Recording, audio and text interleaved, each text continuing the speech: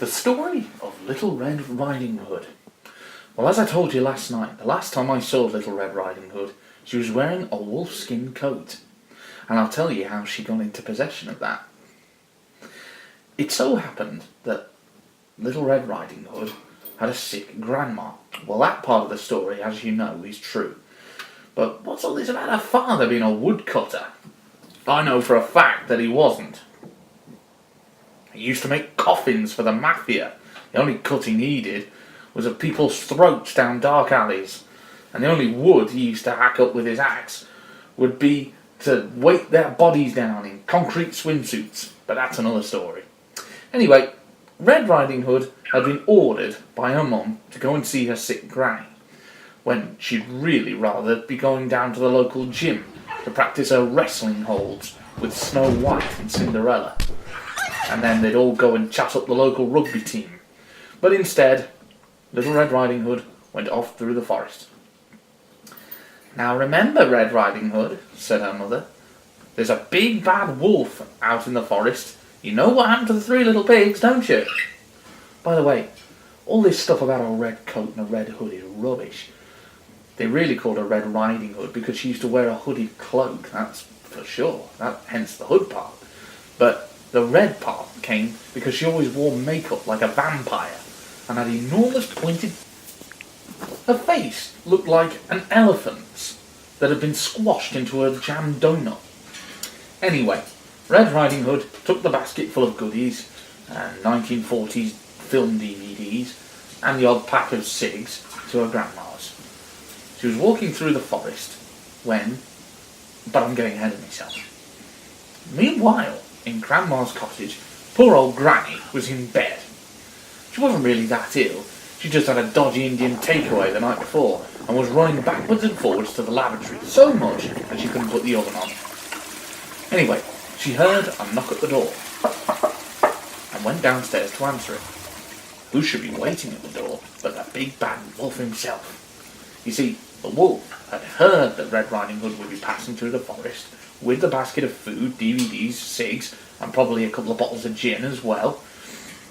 And he'd heard about Granny and the Indian takeaway, and he'd had a good long think. And he'd said to himself, now this Granny might be a little spicy for my liking, especially after all that vindaloo, which I hear she has been several times. Yuck, yuck, yuck. Now, what's in that basket might be nice, and I could watch some of the DVDs while I eat it. But I think I'm going to go for the triple play, and I'll chow down on the kitty, too. So, the wolf dressed himself up in his smarty suit, which he'd got from Oxfam 15 years ago, and went to Granny's house. But Granny didn't open the door straight away because she was a clever old Granny, and she'd seen the advert about putting the chain on the door. So she looked through the spy hole and asked, "Who is it?" The wolf cleared his throat. TV repairman.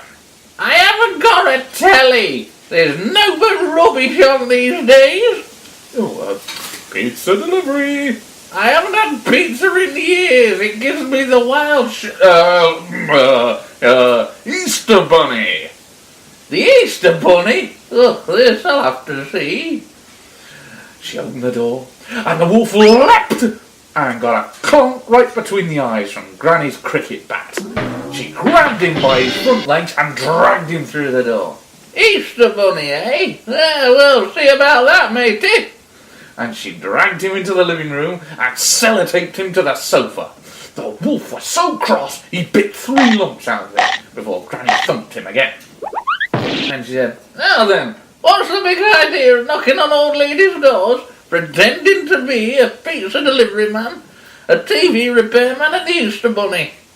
The wolf thought fast. You see, the thing is, this is rather embarrassing, ma'am.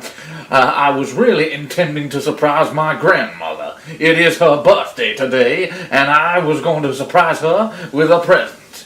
Oh, yeah? Well, where's your present? Well, that's a surprise. I haven't got one.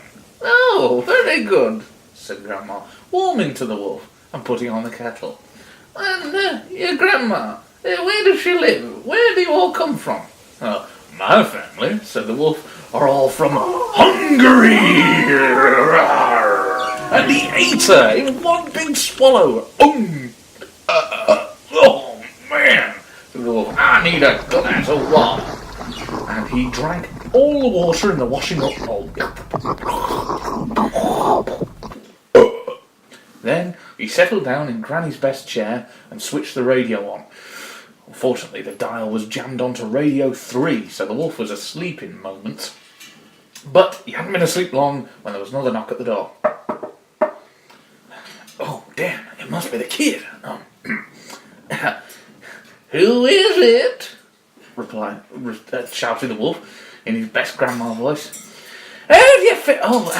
It's me, Grandma, said Red Riding Hood. And I've bought you a lovely present. Yes, hello, bag. Oh, well, why didn't you say so? Come in, my dear, come in.